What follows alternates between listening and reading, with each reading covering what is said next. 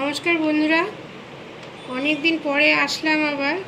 এতদিন অনেক বিয়েবাড়ি টিয়েবাড়ি ছিল, ওই জন্য আসতে পারিনি। আমি আজকে কুলের আচার বানাবো। এই জন্য এই যে কুলটাকে নিয়েছি, টক কুল, এটাকে হলুদ লবণ দিয়ে মেখে দুদিন রোদ্দুরে একটু শুকিয়ে নিয়েছি। আর এখানে আছে আখের গুড়। তা এখন ভাজা মশলা করব, সেটা আপনাদের আমি দেখাবো কি কি দেব মশলাতে।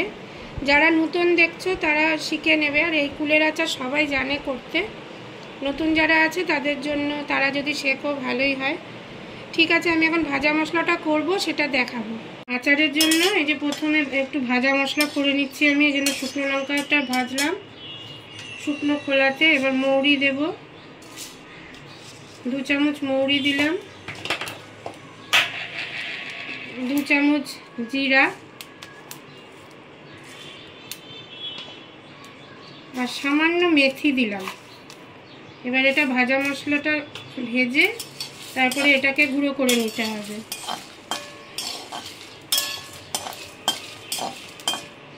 মশলাটা এই যে ভাজা হয়ে গেছে, এবার গ্যাসটা বন্ধ করে আমি এটা নামিয়ে নিচ্ছি।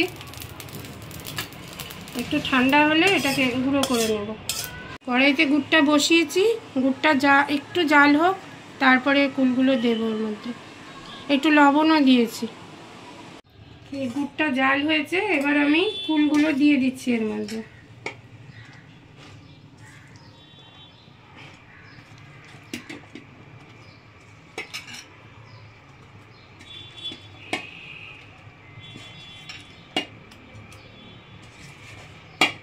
কুলগুলো ভালো করে গুড়ের সঙ্গে জাল হবে, তারপরে নামানোর সময় এর মধ্যে আমি ভাজা মশলা দিয়ে তখন আপনাদের দেখাবো।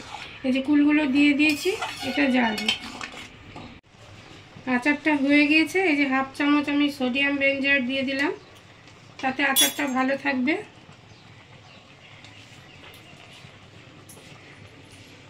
আর এবারে দিলাম এই যে ভাজা মশলাটা যেটা করে রেখেছি, ওটা দিয়ে বন্ধ করে দেবো আমি।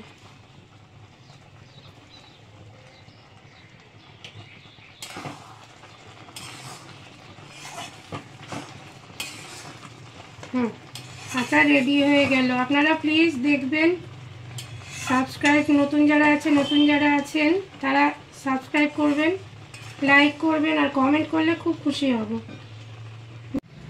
আচারটা হয়ে গেছে। এবার এই যে সরষের তেলটা গরম করে নিয়েছি, ওটাকে এখন আমি ঠান্ডা করে নিয়েছি, গরম করে ঠান্ডা করে তারপরে আচারের মধ্যে দিয়ে দিচ্ছি।